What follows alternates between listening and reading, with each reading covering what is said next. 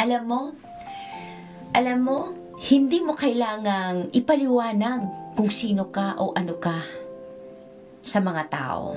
Dahil ang mga taong naniniwala sa iyo ay hindi nila kailangan na ipaliwanag mo yan. Pero yung mga taong ayaw sa iyo, hindi rin naniniwala sa iyo ang mga yan. Kaya hindi mo kailangang i-explain ang sarili mo sa kahit kanino.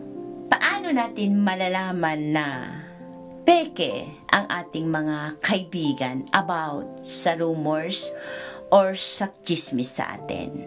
Madali lang yan.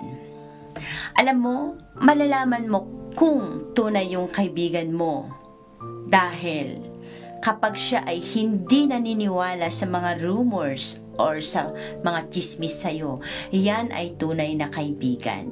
Minsan ipinagtatanggol ka pa niyan.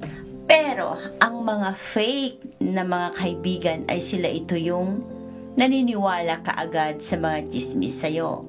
Minsan ipinagkakalat pa nila yan.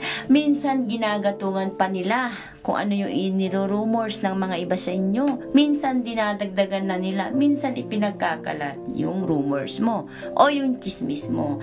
Kaya minsan lumalala yung sitwasyon sa mga hindi katotohanan. Kaya mag-iingat po tayo sa mga ganitong mga kaibigan dahil sila yung sisira sa ating pamilya, sa ating buhay, sa ating mga pangarap. Dahil isa lang kasi yan, isa lang ang dahilan niyan, dahil nga sila ay inggit sa iyo. Kaya ikaw, mag-iingat ka sa pipiliin mong kaibigan.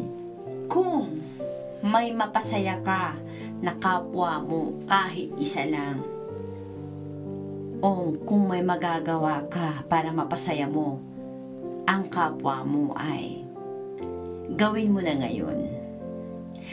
Alam mo kung bakit? Dahil sa katulad mo dito sa ibabaw ng mundo ay kailangan ang mabuting tao na katulad mo.